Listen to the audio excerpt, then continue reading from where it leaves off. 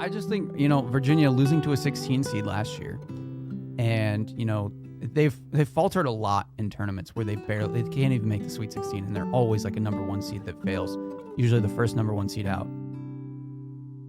And now they're the only one seed left. There just seems to be something in the water, And Joe loves this. However, because Joe has been talking about Virginia winning it all this year since before the tournament started. Ralph Sampson is at every game. This is meant to be. Joey is just living in this glorious state right now because he has the possibility to have all the bragging rights heading into next year. Have you seen how calm and collected Tony Bennett is on that sideline? Man never sweats.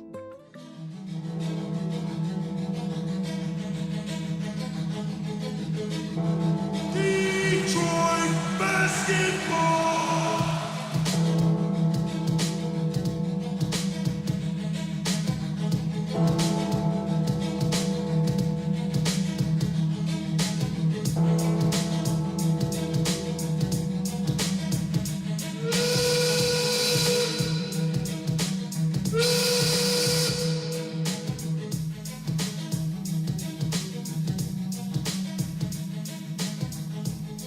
They've got Key. Say goodnight.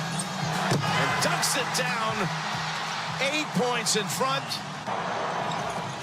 Facing adversities over and over again and climbing the mountain. 8 seconds. Final seconds playing out. End of a fabulous tournament. Rebound into the hands of Hunter.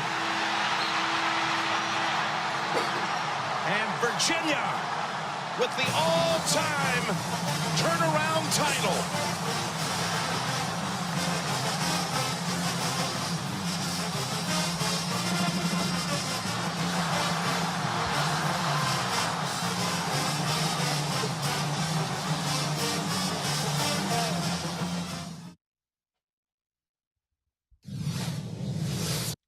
And that was Virginia winning the national championship. 85-77 final. Joey, I have to give you your props before I even welcome in everybody from the show. Yeah, it's April 9th, 2019. The tournament's over. Joey Tysick, he called this. He picked Virginia to redeem themselves. And you know what? He was right. Joey, take the floor. Congrats to Joey Tysick for being the only person on the planet that picked Virginia to win. Whoa. He is the one. He is a prophet. The sports. Listen. Hats off, Joe. He has it all. Hats off. Give it up to this man. Give it up to Joe, guys. One more second round of applause. We have to. For NCAA tournament picks, if you don't go to this one, you don't want to win. You don't want to win money. You don't. He'll make sure to let you know, too. He picked Texas Tech. Yeah. What a guy. What does he not have? What he has everything. Exactly. I told you at the beginning of this tournament. He's cocky, ladies and gentlemen. That Virginia was on a redemption tour. UMBC, you can't. You can't celebrate. What if I told you? I'm not gonna lie. They could have lost every single game they played in this tournament. And hey, sometimes you have to have a little luck to win tournaments. And that's what happened. A little. I mean, they had luck in round of 64, round of 32, Sweet 16, Elite 8. And they're holding the trophy. That's all that matters. I finally got to win my family bracket, which was a lot of fun this year. We had my dad, my uncle, my grandpa, and myself, all with different, and my cousin, not my grandpa, sorry. He had the Oscar music for a speech that's too long. Huh? Play the Oscar music for a speech that goes on too long. Well, for each of them, you guys aren't cutting me off on this one. But for each of them, each Final Four team, whichever one won the whole thing, would win it. So Virginia winning was great. Yeah, feels good. I had almost had it last year with Michigan, but this year Virginia pulled through. You know, I'm happy for. Things are getting pretty serious. I'm happy for the greatest player in Virginia history, Ralph Sampson, who was a monster among men, but could never win a championship, and that's been hung over his head for a long time. So the Giant finally got. I think when he won an NBA title, he was fine. I don't know about that. He was 4-year player of the year in college. You are the most scary thing ever, and you can't win a championship. There's a lot of You good can't win a college players that championship. can't win championships. There are a lot Williamson. of good ones, but he's one of the greatest, I'm top just, 10 greatest. I'm just saying. His school Chris won a Webber. championship. Congrats. Jalen Rose. He's a great. They're not one of the greatest. Ralph Sampson is a top 10. That's solidified.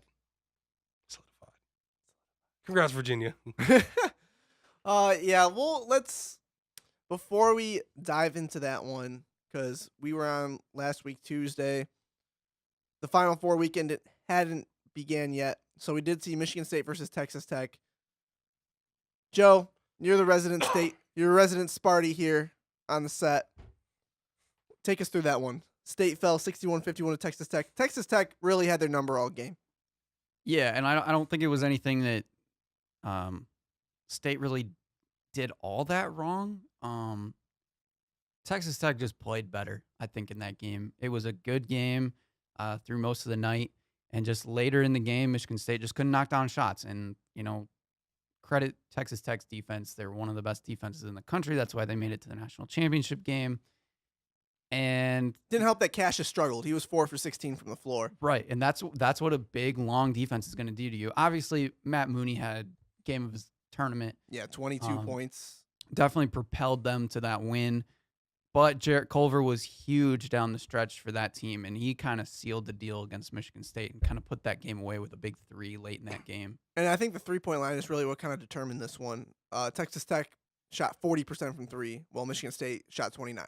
Yeah, That's a big difference. I think the biggest thing, too, is like Texas Tech is one of those teams that people, I think me and Malik have talked about it, where like people don't think that they have any offense, but they have some guys that make shots when they need to, and that's kind of the most important part. Yes, they're a defense-first team, but they have guys that can knock down. Yeah, we shots. talked about it last week on the show. They're like Michigan State, but maybe more of a defensive-first team than Right. Michigan State.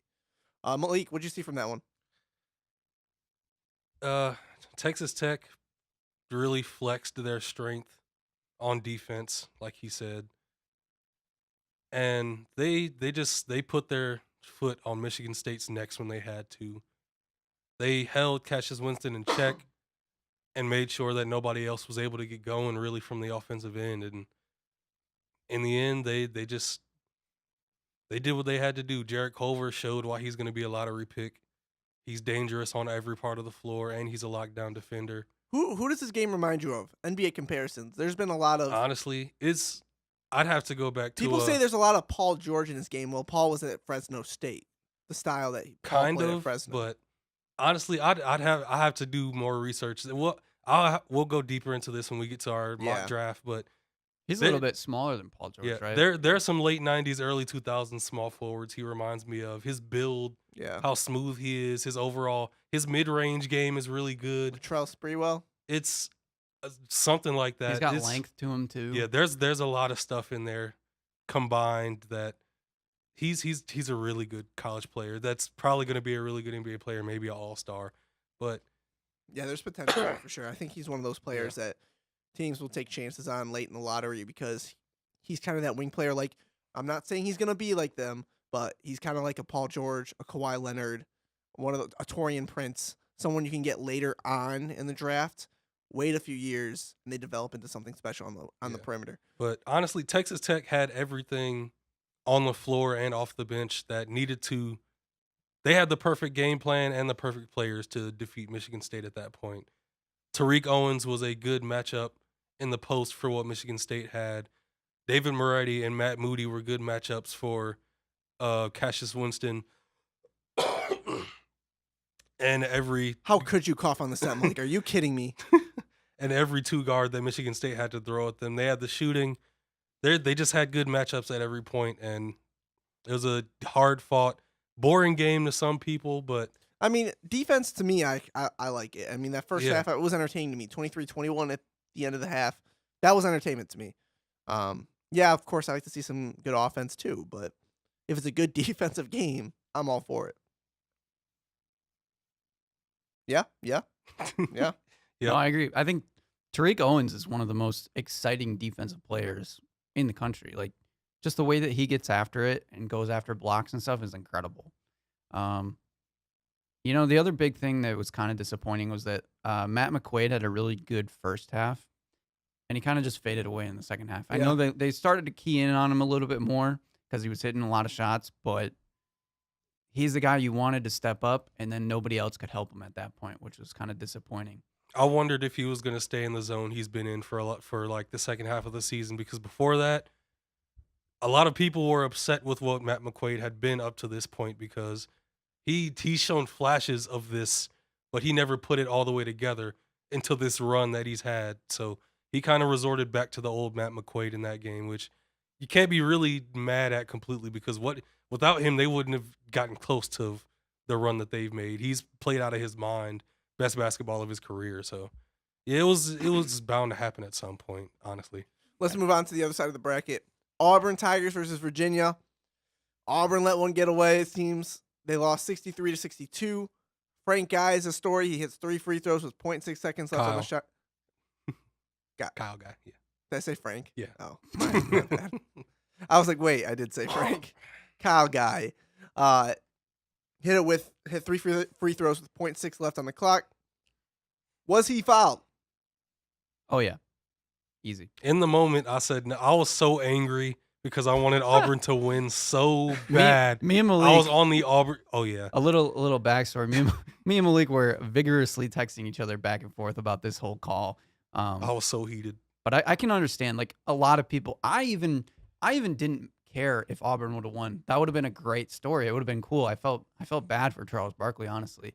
Oh, stop it. We do not feel sorry for Charles Barkley. I mean, it was exciting to watch him get all excited about it. Yeah.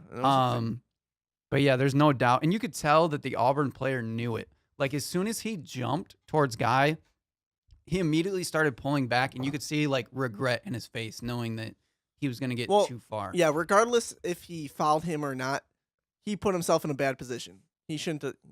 You don't get that close to make the official determine the game. You Right. can't In that lie, though. situation. In the moment, that call looked so sketchy in the moment, because he shot it and the whistle wasn't blown at first. And then I thought at first it was just going to be over. And then the whistle was blown. And then everybody around me at the same time, we all were like, no, you can't be serious. It's Because it funny. didn't look like a foul in the moment. And during the first few replays, it even looked like it was, Questionable. yeah. It's funny because kind of prior to that time, I was watching with the family, and we had been talking about it, how all tournament long it seemed like people had been following three-point shooters late in games. And we're just like, you got to watch out for that. And then it happens again.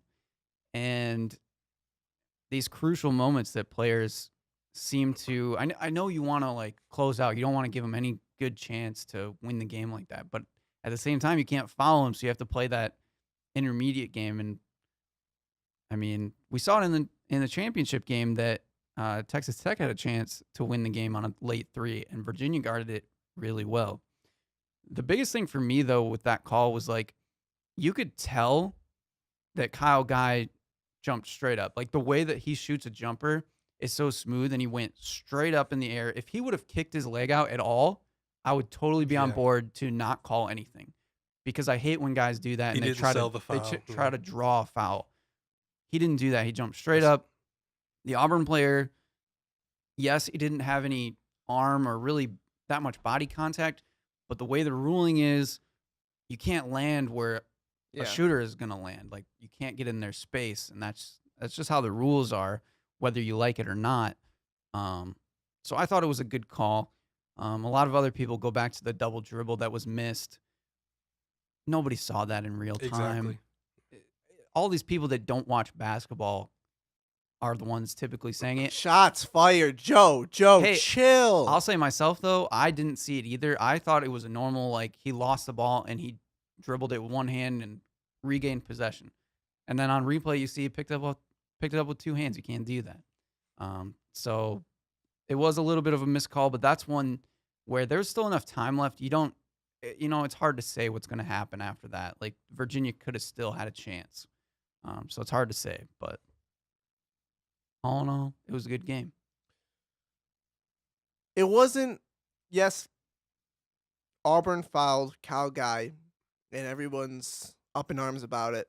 Kyle still had to make 3 free throws in what had to be the most pressure he's ever felt on a basketball court. Biggest stage in his basketball career. 0.6 seconds left on the clock. He misses one free throw. They lose. And he made the previous big three to pull them within that range. That's impressive. I think they said he scored 6 points in 7 seconds. I think it was Something like that. what it was. Yeah. So clutch genes from Kyle Guy. Yeah, And I was not all in. I knew Kyle Guy was solid, but I didn't know how impressive he really was until this tournament started. he's that level of an elite shooter. But Yeah. yeah. That game, that ending, that really kind of killed me because the way Auburn made that comeback and how good Bryce Brown was in those last few minutes, it didn't seem right for a game to end that way when a team makes that type of comeback and then it just ends like flat. Yeah, no, Virginia was up 57-47 with 5:24 left in the game. I do agree. Like, ending a game on free throws is always kind of tough, especially on a call.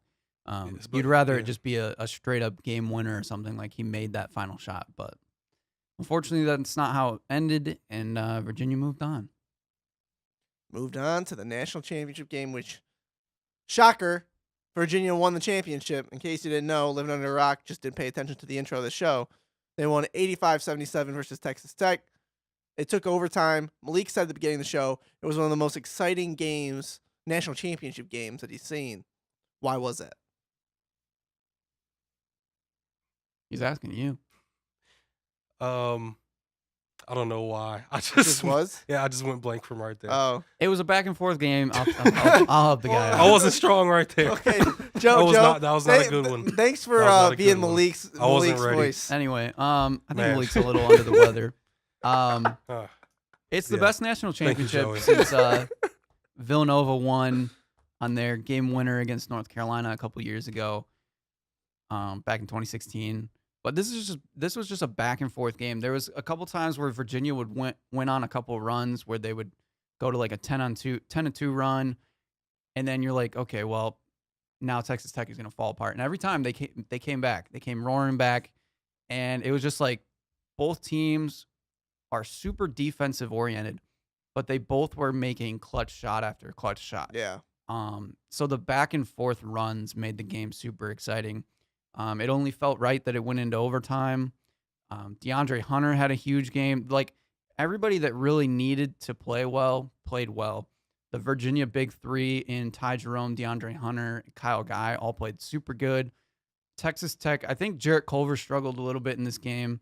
20. He was 5 for 22 from the floor. Yeah, but he did make some clutch shots to bring it back in.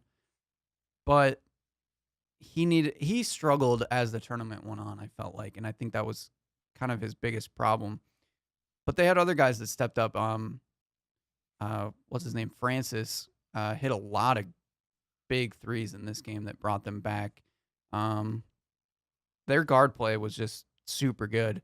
And it was just an exciting game. Like, there was a lot of defensive plays, but there was a lot of good offensive plays. It was just a well-rounded game, and that's what was so exciting. Yeah, I think another reason why this game was so exciting because this is something that some fans think isn't good about this Final Four, but I think the lack of blue bloods was really fun about this. Two teams that have never won a national championship. I agree. But they're completely. both really good teams that were a fantastic matchup in the end. That makes for really great basketball, and I hope this happens more throughout the years. I mean, you can say that with pretty much any single sport too. Yeah. You just want to see some. You want to see some controversy. You want to see something else than Duke winning the championship 2 times out of every 5 years. The Patriots win in the Super Bowl every year. The Warriors and Cavs for 4 straight years. Like, you need something else. I saw some people complaining that they weren't blue bloods, and that was kind of weird to me. And I really had to bring that up. Even with Virginia being a 1 seed, they didn't feel like a 1 seed. They were like the worst 1 seed, and everybody doubted them the entire time. They were the worst 1 seed. Because they lost it. They weren't the worst 1 seed, but that's the stigma. Right. Yeah. But Because they always are really good in the regular season, but then they fall apart in the tournament. right, and even more so, They losing tried to to fall apart 4 times. They just couldn't do it. They had They won. Hey, you need luck. You Right, need that's what I said. experience. They got better over the year since last year. They did it. And talk about the feeling for Tony Bennett too. Exactly. Great win. More than I mean, Monkey you off go his from back. the bottom of the barrel being they were the overall They were the number one overall last seed year, last year. Yeah. and you lose to literally the lowest seed in the tournament. Quick side note, Yeah, and maybe I'll overlay this on the video for this podcast because I have to find it. Did anybody see Tony Bennett slap the Virginia sticker on the bracket at the end? yeah, I did see that. Didn't see that. He won. Okay, so you know how you have the final sticker for the championship? He slapped that sucker as perfect as you could. One-handed. He wasn't even aiming. looking. Yeah. Like just bam, and it was like perfect. Hey, I'm Tony I'm Bennett is a sort of calm, OCD, cool, so- collected guy. He was showed some crazy. emotion though. Not gonna lie, that was crazy. I'm not surprised he could do something like that. He does things with ease, including coaching the national championship team. Well, okay, let's. No, but Hey man, last year he coached them to 30-2 and didn't break a sweat. he broke a sweat in the first round though. He still didn't break a sweat.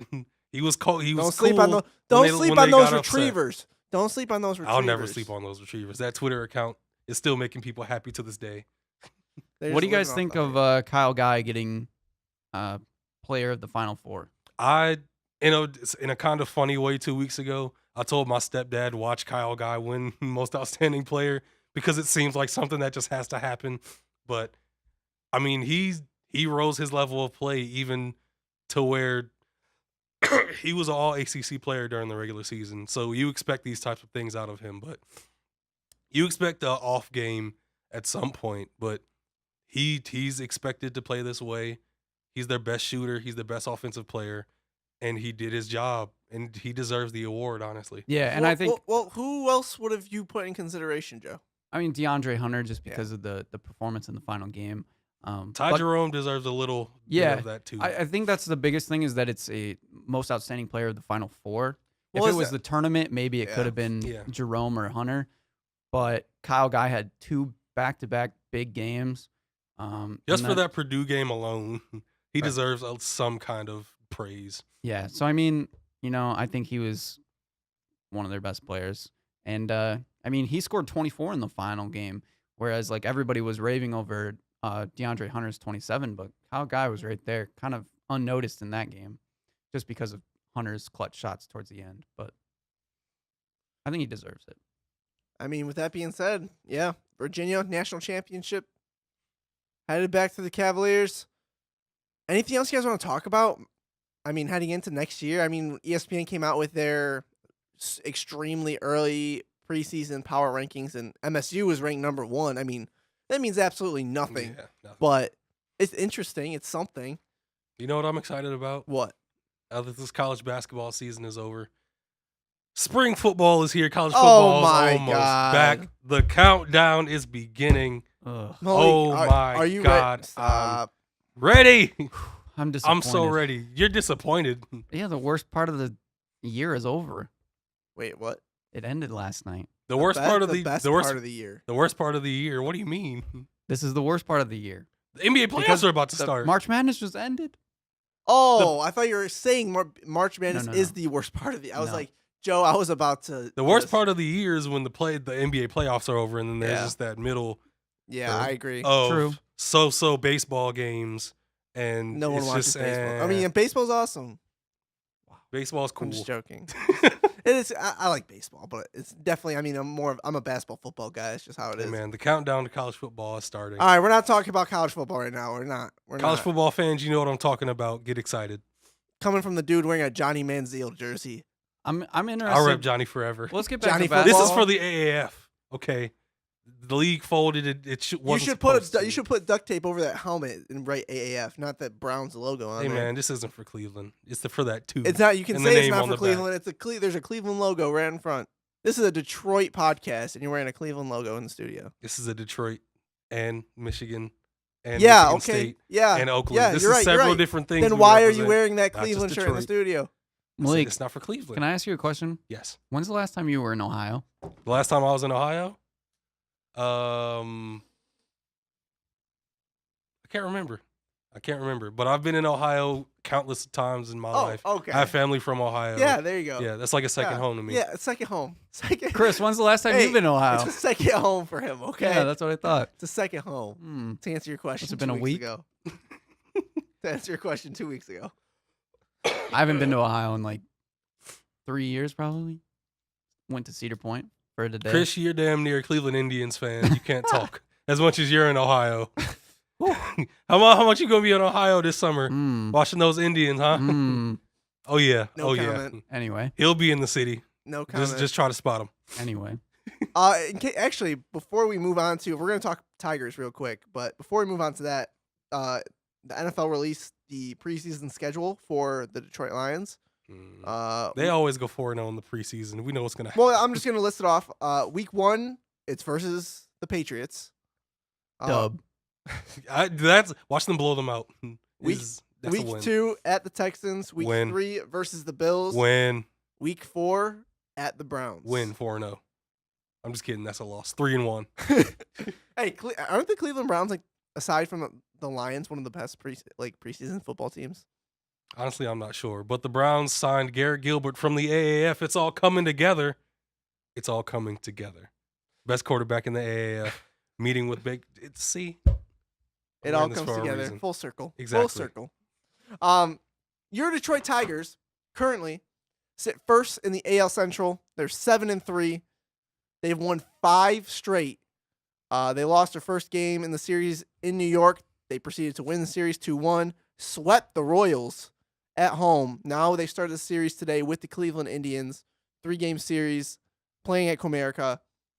I have a question for you too. Well, yeah, about give me this a hot start. Although their 5-game win streak's about to come to an end. It is currently 8-2 in the top of the in the eighth. top of the 8th. The So Indians putting That will end. in the work. They'll be tied for the lead of the Central. Let's hear the question, Malik. So, after this hot start, do you have any expectations? No, I have zero expectations. No, this doesn't move the needle at all. No. Okay, It's just that's all I was wondering. It's just slightly exciting. Exactly. Okay. It's fun, exciting. It's cool that they're Miracle season? No. They're They're going to win 70 wins if they're lucky. Their offense is still awful. Yeah. They have we're 10 games into the season. They already have guys that are just struggling to hit the ball. Their pitching has been outstanding, which if they can keep that up, that'd be nice to see because they got a lot of young pitchers. Shane Green's been the best closer in baseball That's so promising. far. That's promising. Don't know how long he can keep that up either. I mean, it's the beginning of it's April. Come Right. October, he will be giving up 4-run 9 innings. I think he set a record for having 7 saves in the first 10 games or something. So With a run like that, don't write him off, Chris. He could be the next hot shot. If they can get some offense going, they'll win a few more games than we expected them to. But we'll see how this Cleveland series goes. That's kind of the big deal because Cleveland's obviously one of the favorites. But maybe they could actually be the middle of the pack in at least the Central. I'm not getting my expectations up because they did this last year. They started out pretty strong last year when they had no expectations, and they just landed flat on their face. But we do have some breaking news into the studio. Hey, we actually have a soundbite. I hope it's some good news. It has to do with your Michigan Wolverines. Oh boy. Geez. Big Ten Freshman of the Year, Iggy Brazdikis, Oh. hired an agent and will declare for the NBA draft. Ay. He's currently number 48 in ESPN's top 100. Uh, Malik, how do you feel about this? okay, listen. Listen. Let's hear it. Wow, he's up to 48 though. He was our best offensive producer this year, which was a big surprise. I expected him to be good, but after him playing this good, I'm not surprised he's going to test the NBA waters.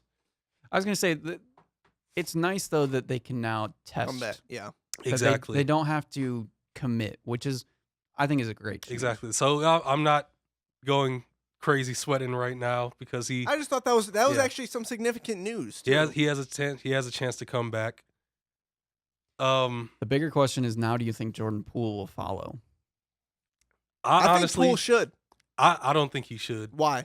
because I don't think he should either. he showed but so much in the first half and then completely dropped off the second half. But when it comes to the NBA, it's all about youth and I feel like when it comes to the NBA draft, it's more about your attributes and like the intangibles. the intangibles. Thank you, Joe. That's the word I was I looking hate for. that word. But that's true for when it comes to Jordan Right. Poole. He has a lot of intangibles, and I feel like he would be a first-round pick or a late first-round pick just based on. Based on his talent, he is a mid to late first round pick. But and he's got length, he's got good length, he's got good size for the perimeter. A team's gonna take a chance on him just because of the position he plays. He's got a good-looking jump shot. A team probably thinks they can mold him into something that he isn't right now. That's why I think Jordan Poole, he's a sophomore. He was just a sophomore. Yeah. So if you're coming out of college a junior, there's just less NBA teams. They don't like to draft juniors. It's just how it is. At the beginning of this season, after the first few weeks of this season, I figured Jordan would come out because he was playing at a level that I wanted him to be at, but I didn't expect him to be at so fast. So I honestly wouldn't be surprised if he came out. But I want to ask you this, Malik. of course, I hope they come back next season. Yeah, Michigan will struggle, I think, if they don't. If come back. if they both leave, they'll have some At growing pains. At least on the offensive side. Yeah. Malik, I'm gonna put you on the spot here. Do you think Iggy stays in the NBA draft? I think he does. You think he's gone? Yeah, I honestly think he's gone. He had a really good freshman season. I think he's going to show out in the combine. I think he's going to be a mid to late first round pick. Joe? Actually, a late first round, maybe. Yeah, I agree. I think if his stock keeps rising, I think for sure he'll be gone. He's just got, I think he's got too much talent, and I think he showed enough of it that people are willing to roll the dice on him, even though he's still pretty young and he faltered at certain points, but he had a lot of big games and showed that he wasn't afraid on the big stage, which I think is a big thing for the NBA to know that, like, mentally he's ready for the NBA. Yeah, and while losing him and losing Jordan Poole would hurt immensely, I'm happy that Beeline in this freshman class and in this upcoming freshman class of the two players coming in, he has shooters coming up as sophomores, and he has shooters in these two freshmen coming in. So unlike this team this year that couldn't shoot consistently, he has guys that are going to work over the summer and that have consistent jumpers and will be dependent on hit threes consistently coming into this next season. And maybe that could be similar to what Michigan State did this year and get back to a normal Beeline offense. A lot of the things that we said this year was that there was too much iso ball. Like, a lot of guys were just trying to, like, prove themselves, and, late in the shot clock, Charles Matthews or Brazdeikis or Poole would just kind of dribble around and then pull up a shot that wasn't always the greatest. Maybe we get all these guys to be, spread the floor again, move the ball, limit turnovers, play good defense, and just shoot threes. And, Michigan might be a better team for it. Exactly. So while this team started out hot and ended up kind of, even though they made it to the Elite Eight, kind of falling flat in the end, this could be like another Beeline team, a stereotypical Beeline team next year where they start out slow, get hot going into March, and then they just surprise everybody. So, Right. Yeah, it's down, but could be a positive going into next season. I know we got sidetracked from the Tigers because of the Iggy news. Is there anything else you guys want to talk about when it comes to the Tigers? Joe? I think we touched on it. No, yeah. I mean, it's still early. It's a nice sight to see them doing pretty well. Yeah, But again, I mean, we're only so far in. It's hard to say. exactly. The fact that they can give fans something to watch Right. Yeah. and they can fill some seats is a good thing. And I think it was cool. I mean, it's always nice to win opening day. Mm-hmm. Regardless, it means nothing in the long run, but it's nice to win opening day. Yeah. I want to ask you guys a question before we move off the topic of baseball. And this has nothing to do with specifically the Tigers. It's just my personal view of it. I want to get your opinion on it. Joey, I want to start with you. Is 162 games for baseball too long? Does it create a lack of interest in the fans and acquiring new fans because of how long the season is? Probably. For acquiring new fans, yes. I think, like, the baseball junkies love it. I think they love being able to watch their team almost every day, turn on the game, listen to the game, however they want to enjoy it, and just know that it's always going to be there, something for them to watch or listen to. But yeah, I think for a more casual fan, probably similar to how we all are. I mean, It's a little bit- I'm a big Tigers fan. Yes, they're my third because I'm a basketball football guy. Right.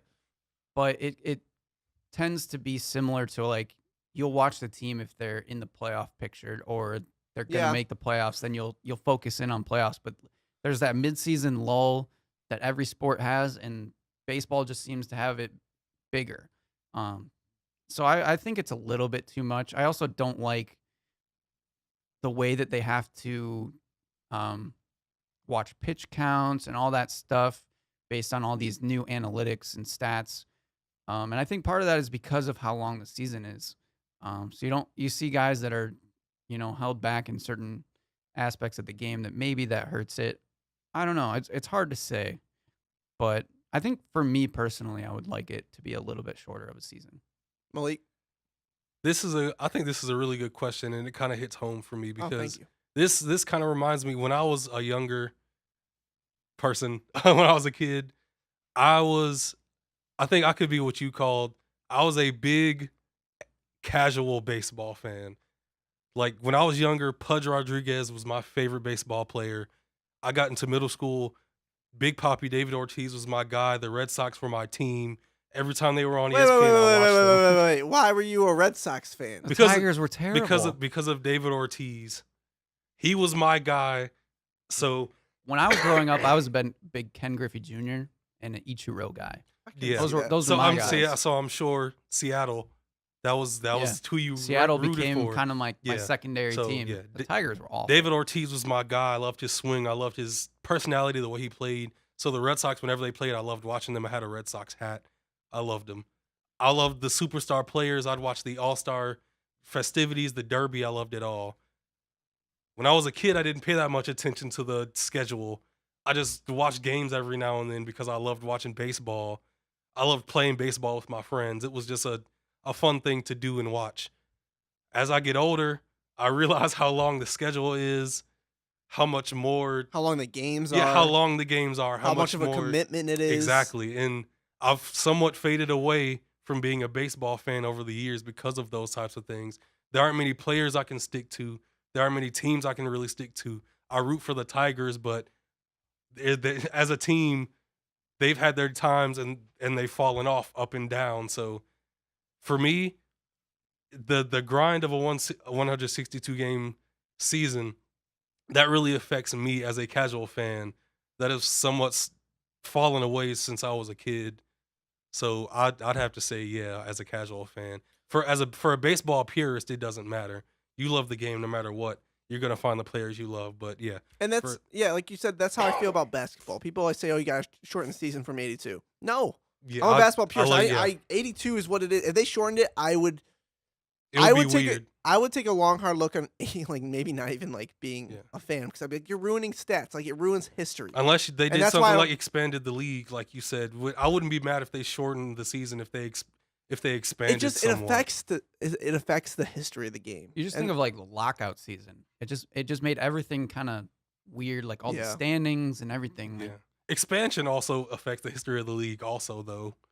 it does, but not to the same degree of changing a sport that plays 82 games throughout the Changing, history yeah. to, let's say, 66, like people have said. That's a huge change, and records that could be broken in the future can't be now because of the shortened schedule. I mean, that's just the way I look at it. I'm sure that's how baseball purists look at it when it comes to short. People always talking about shortening the season from 162 to whatever. I just wanted to get your opinion on that. I thought it was interesting. Just want to see how you guys felt about it. Moving on. We should have a longer conversation about that in the summer. Oh, yeah. A longer baseball Yeah, we'll do that. conversation. The Detroit Pistons are trying their hardest to miss the playoffs. They are trying so I had a hard. feeling. I had a feeling, man. I was in attendance in Sunday's game against the Hornets where they could clinch a playoff spot. I'm so sorry. Miami lost earlier in the game. So going into it, the Pistons knew all we have to do is win, and we're in. The 04 champions were there. There was juice in that building. People were there an hour early. People were in their seats, ready to go. You know what's funny about that? Huh. When Cardiac Kemba shows up, none of that matters. You know what's also funny is the halftime ceremony was like 5 minutes long. Oh my God, that they deserve a loss. they deserve. It was like that 10 loss. minutes. They But- had George Blaha talk for a minute. And then they had Chauncey The talk for a GOAT, minute. George And Blaha. they literally brought them all out to sit down for like a couple minutes. And Darko Milicic wasn't there. What a shame. None of it worked. He's out at his vineyard Is it- tending to Yeah, the, man. There's Darko. Exactly. Shout out Darko Milicic, The rookie was not there. the greatest number 2 pick in NBA history. key player. Shame. Shame, shame, shame. Anyways, Better than Carmelo. he's got a ring. Anyways, the Pistons have lost 4 straight. They've lost, I believe it's 6 out of 8. 7 out of their last 10 they've lost, or 7 out of their last 9. And it hasn't been many close games. They got close with Charlotte. They were down 23 in the first half. Got it back within 1. They had about 6 to 8 opportunities to take the lead at 85-84. Could not do it. I blame Dwayne Casey a lot from going. He didn't put Andre back in the game soon enough. I understand Blake's hurt. In that situation, Blake's got to be in the game. As long as he can go, Blake's got to be in the game. That's the thing. When Blake isn't in the game, they don't have the guys And to Blake- do what they need to do. Blake was a shell of himself against Charlotte. He was. He couldn't move. They said he's doing better now heading into the game tonight against Memphis. We'll break down the playoff scenario in a second. But My in that- biggest problem, though, like my argument is that Blake just scored 45 at OKC, and they said he wasn't healthy then either, but he was knocking down shots. In this game against Charlotte, he had a lot of open looks. His jumper looked fine. They just weren't going in at all. And nobody shots were obviously- going in. When Blake isn't blaking, obviously, when he can't When go to the Blake isn't basket, that Blaking. takes away a part of his game. The biggest problem is nobody else is stepping up on this team. exactly. Except if Andre is. We have to give credit to Andre Drummond. He is. He's played decent, but he doesn't. He's playing the best stretch of basketball in his career. But he doesn't take over games. Like He's that's a- just not who he is. Yeah, exactly. Okay. And I'm Yeah. just saying, Yeah. like, I understand that he's playing really well. I like Okay. that. the Andre problem. But he's That's one it. of those guys that just, he can't take over a game. That's not what he is. He only does so much for your team. What he does is great. But when it gets to you need to do something else, he can't do that. Well, he's a rim running center. You can't None of expect the him. scorers showed up in this game. Reggie Jackson was terrible. Ish Smith stepped up in this game. Ish played too He- much. I think he played good. I disagree with that. I think he played solid. He struggled at the end of the game, and I think Casey should have went back to Reggie Jackson early. Maybe. But- that's a hard call though at that point because he was having a good game and struggled down the stretch. Reggie was having a bad game. But Langston Galloway was terrible. Kennard wasn't that great. This team isn't constructed to where Blake can go out and Andre does what he does and they can win. And they haven't been constructed to do that since Andre was drafted here. They were somewhat last year with Tobias and Avery in them when it looked like the formula might have been there. But And my biggest problem too with this game, because I watched the entire game thinking that they had a chance to clinch the playoffs. Their offense was stagnant. They looked like Michigan basketball, honestly. They were just dribble handoff, just staying at the top, waiting until late in the shot clock, and then they would somebody figure it out. They would Yeah. just go and try to do something and throw up a shot. Their defense was awful. They couldn't close out on three-point shooters. I don't know why Frank Kaminsky was open so many times. Yes, he had a great shooting night. He played great. But the other big thing, like we have Blake Griffin, who's obviously hurt, so we'll kind of exclude him. But Andre Drummond and Thon Maker, they couldn't protect the rim. Kemba Walker did whatever he wanted. Jeremy Lamb did whatever he And you wanted. can't getting put to the Zaza basket. in there. Right? Yeah, he's not a defender. You can't put John Lure in there. But, like, you would think that those guys would be able to protect the rim. And Charlotte got whatever they wanted in the paint. And that's a big problem. So, like, in this game, I know it's like, you're just playing bad overall. But you saw all the Pistons' weaknesses in this game. And Yeah. that was my biggest problem. I agree. Luke Kennard did not look. There's something off about Luke. He didn't have. he didn't look he he didn't didn't look like- aggressive. He did. Yeah, he looked very passive. Right. I Yeah. think he might be a head case. I Head really case. think But decipher that for me. Head case. What do you mean by that? a head case. You've never heard that term? Explain it to But- the people. I've heard it in different terms. There are quote unquote head cases in NBA history where you have a guy where he is a player that can do so much for your team. It is important to your team, whether it's offensively, defensively, hustle. He does so much for your team and is great at times, but he can ruin your team's chances or just take a team out of a game because they don't show up mentally. You do something well. In Luke Kennard's case, it's shooting. Produce on offense, shoot. Play hard on defense. That's all you need to do. But there will be times where you can see visibly he has no emotion. He may be on the bench. He looks upset. He looks like he doesn't want to play anymore. His shots don't fall.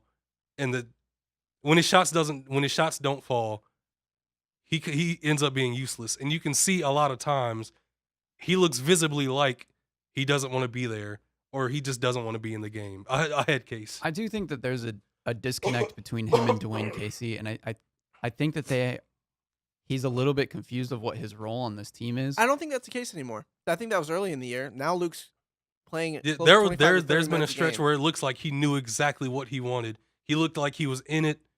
He wanted to play. He looked like he was there completely. Now it just looks like, once again, it could be his. I mean, shots aren't falling. They're saying he has a sore foot. It could be he's not as aggressive because he's. That's excuses. Sorry for interrupting you, but yeah. No, that's you're right. excuses. No, I do agree. I agree. And that's kind of what I brought up about Blake is like you can't rely on Blake to just carry this team night in and night out. If you're going to get in a 7-game series with a team in the playoffs, there's going to be the night where Blake struggles. Somebody else is going to have to figure it out. You got to have a plan. I mean, that's not a guarantee. Playoffs are not a guarantee. No, I anymore. know, but I'm just saying if you're even thinking about playoffs, Yeah. like what's the point of even making the playoffs if you don't even have anybody else that can show At this up? point, it doesn't matter. Like right now, that was supposed to be a playoff game. Yeah. And the Pistons showed They came that out. they with, didn't They care. played 24 minutes out of a 48-minute game. they didn't look like they were playing a playoff game. until they got to the third Charlotte- quarter. Charlotte looked like they were playing that, if they lost They the were season, eliminated. Yeah. which was true. Blake doing everything should be your last resort. Honestly, when you're the level of coach Dwayne Casey is, it shouldn't be hard. Honestly, I didn't see all of the game. Were guys missing wide open shots? There most of were the game? Yeah. were a lot of missed. They Yeah. shot 28% from three. Okay, that's also And a they problem. shot- and they shot They 33s. don't have the level of players to consistently just go without Blake Griffin. Yeah. Yeah. But the level of coaching that he's at, he has the ability to get people wide open. But if those guys can't consistently hit those wide open shots, then that goes to organization. Then that goes to the way the team was constructed, and that's been a problem for years. And the other problem is too, like you look at the Nets, they've had an outstanding season. They've played gritty and hard, and like they want to make the playoffs, and they've solidified that. The Magic made a big run at the end of the season to make the playoffs now, and they're locked in. And now the Pistons are on the outside, sort of. They have the highest chance, but they don't look the greatest. Well, The here- Magic have done a lot of that. They still have point guard problems at times, Mhm. but with DJ Augustine and mismatching parts, they still figured it out because they bought into something. They believe in Nikola Vucevic, and they just do what they have to do. Now the Pistons are really lucky that the Heat have been losing as well. In here, I'm going to break it down for everyone too. As of right now, the Pistons, like we said, for the 3 teams remaining, the Pistons, the Hornets, and the Miami Heat, they have the highest playoff odds at 75.5%. This is all coming from ESPN. How do they get in? They win tonight against the Grizzlies and tomorrow in New York. If they win both those games, doesn't matter what the other 2 teams do. They are in the playoffs. And that's what we said. What was it last week when we said they had to win 2 of their last 5 games to make sure that they Yeah. were in? And And we're at that point where now they have to win the last 2 games. Yeah. They're also in if they win either remaining game combined with a Hornets loss in either game. And they're in if they lose both the remaining games and the Hornets lose both their games and the Heat have to lose at least one as well. So you don't want to have to rely on the other teams for a loss to get into the playoffs. Thankfully, the Pistons have 2 very winnable opponents. Memphis is sitting about half their roster tonight. But like we talked about this, I think we talked about this pre-show, that's a dangerous time because you have players playing for Memphis that are not going to get another chance. Right. This is their chance to prove they belong in this league. They're going to play with an edge. They're playing for a job. They're playing for their livelihood. Right. That's dangerous. I'm concerned about this game more so than I'm concerned about the New York game Yes, tomorrow I- night. The agree Pistons are with just you. coasting right now, and that sounds like a blowout. See, I think it has a lot to do with the Blake injury. Blake was out for a couple games that threw him off their funk. They were playing decently well before Blake got hurt.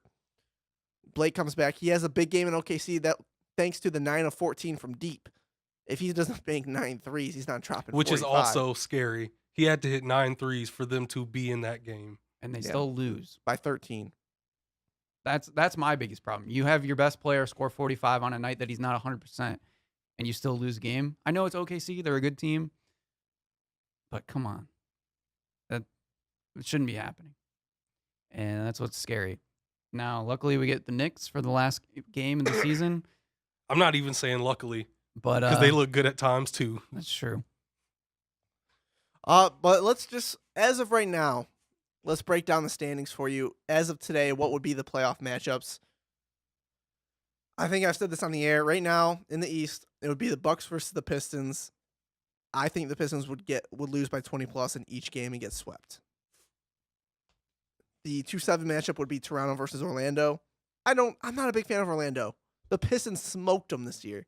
If the Pistons are smoking you, don't get me wrong, that's something right. But they just one game in a season. They just beat the Raptors 2 times in a row. That's true. They beat the Celtics in Boston too? Yeah, you're right. They are playing right now. They beat the Raptors on 2 crazy buzzer beaters from Jeremy Lin, but no, wait, that's the Hornets. We're talking about Orlando. Oh yeah, you're right. But Orlando's been playing well. Sorry. Yeah, they've had good games. And then Brooklyn's in the 6th seed, so they would play Philly. I think that would be a really fun matchup. Philly Brooklyn. The way I would want it to shake out is the Pistons play Toronto in the 2-7 matchup. The Bucks play Orlando in the 1-8. I really don't want Milwaukee. And then the 4-5. Do we want anybody right now? Honestly, who do we want in the playoffs? The Raptors are the only slight want. Yeah, exactly. And then it's in the 4-5 matchup. It's Boston and Indiana. Out west, Golden State locked up the number 1 seed. They can only win 58 games. There's only one team that's going to have 60 wins this year, and that's Milwaukee. That's crazy. So it's Golden State versus the LA Clippers. As of now, there's a lot of moving still going. The Clippers, the Spurs, and the Thunder all sit at 47 wins. OKC has 2 games to play. San Antonio and the Clippers have 1. So it's Golden State, LA Clippers for the 1-8. The 2-7 is Denver versus San Antonio. 3-6 is Houston, OKC, which would be really fun. And then 4-5 is Portland, Utah. I feel like Houston, OKC, and Portland, Utah are like the first round series we see every year.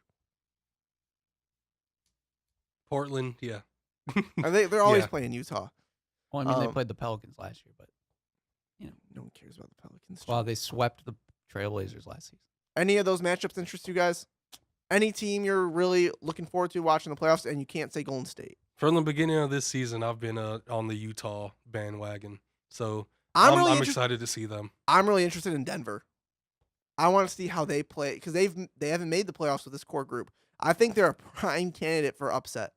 If you play San Antonio or OKC, I might pick against Denver. I'll agree with you on that one because for them to take this jump, the fact that they're a 2 seed in the West, for them to take this jump this fast, if you think you know what to expect out of them in the playoffs, you're lying. Yeah, you don't. Because a team this young that has played this good, it's impossible to know how they're going to respond in the playoffs. I expect them to show signs of being a really good playoff team, but I wouldn't be surprised if they were pushed to 7 in their first series. Honestly, yeah, I expect them to win their first series, but I wouldn't be surprised if they were pushed to 7. Joey? Clippers. And you're a big Clippers guy. Especially if the Clippers get in that 7th slot and they don't have to play the Warriors. I think they're a fiery young team, and I think they're dangerous. I just think they're kind of fun to watch because, Every time we bring them up, I'm going to say the Lakers are stupid. Ivica Zubac is that guy. Yeah. Worst trade of the season? Mm-hmm. Yeah. Poor Mike Muscala. I agree. Next week, we couldn't really do our playoff preview because a lot of the matchups are not set, so we didn't do it this week. We're going to postpone it to next week to do our whole NBA playoff preview. Yes, there'll be a game played probably with every team, but it'll just work out better to give a better analysis of each matchup, so we will do that next week. This week, with the regular season coming to an end tomorrow night, we are going to do our official NBA awards for the regular season. We're going to go round table. We're going to get each person's award. Joey, you're going to start us off. Coach of the year. I feel like this is actually harder than you think because there's a lot of good teams that stepped up. I think I'll give an honorable mention real quick. Nate McMillan for the Pacers. I think they played super good even without Oladipo, the way that they played down the stretch. But I think you got to give it to Kenny Atkinson. Really? Brooklyn.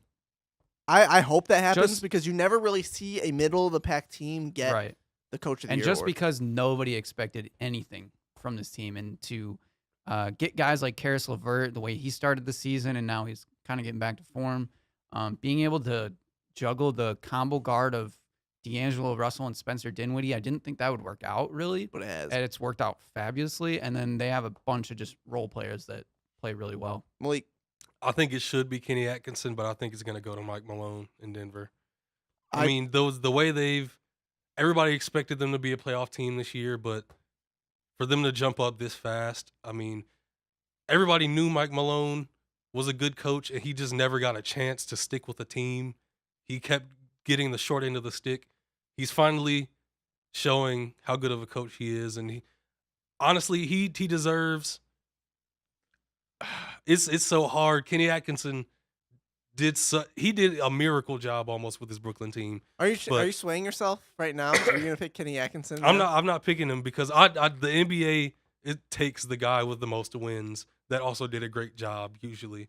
There's a lot of, and I feel like there's a lot of good coaches this season that did really good jobs. Another one is Nick Nurse. I was just gonna say Nick Nurse. I know who Chris's pick is, but we'll let him go. But I have a feeling Mike Malone's gonna win it.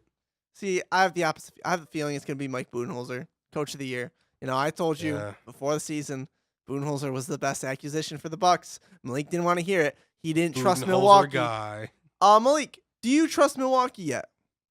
I trust them to make the finals, yes. Okay, thank you. That's what I needed to hear. But it's turned around because of a person that you would not expect. Who? It has turned around because of... Give me a minute. I forgot his name. Oh, Continue. my God. All right. Rookie of the year. Yikes. Oh, Yikes is correct. Rookie of the year, man. Let's hear it. Also, we have about a couple minutes left in the show, so. Oh, okay. We can't get into the big debate with it, but. It's obviously a 2-horse race.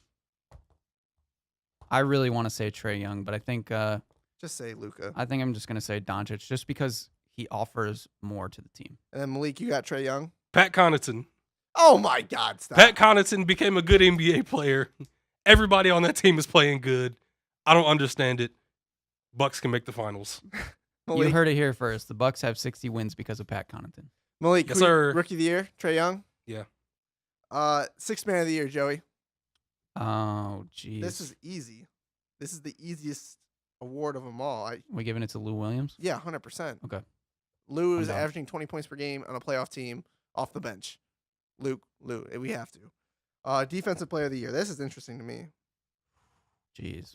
I want to see what you guys say. Well, since Paul George fell off the MVP race, I'll give it to Paul George. Oh, okay. Malik.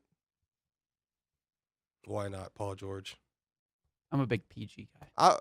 I got Rudy Gobert. That's a decent choice. Malik. After he cried, he deserves it. Thank you. But Paul George. Oh. MIP. I'll start this one off. D'Angelo Russell. Pascal Siakam. I knew Joe was going at that one. Yeah. I think it's a toss-up between the two. Yeah, I agree. And I'm fine with either one. I would just like to see D'Angelo get it. I just think Siakam actually improved more. I think we've seen glimpses of this from Russell in the past. He's just put it all together. Yeah, he's never put it all together like he has. All right, and I'm interested to hear what you guys say about this one. I have Giannis Antetokounmpo for MVP. Who you guys got? I actually started to consider Harden a bit. I didn't like the way he was playing during his stretch of 30 points, but I think he's played really well lately. But I'm still going to go with Giannis, the best team in the league. Without him, they would be nothing. So, Giannis.